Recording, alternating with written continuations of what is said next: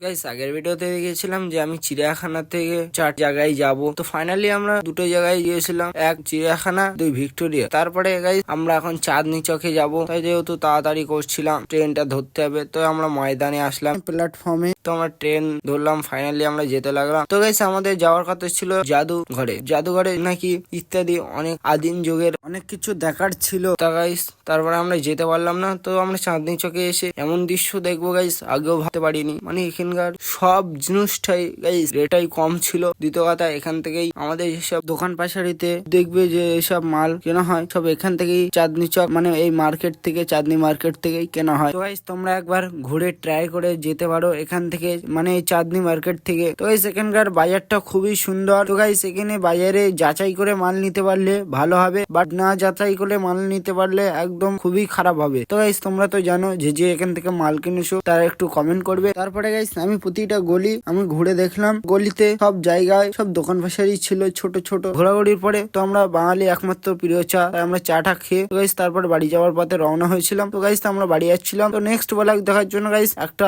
Follow করে রেখে দিও। আমার ব্লগটা ভালো লাগলে গাইস একটা লাইক করে দিও।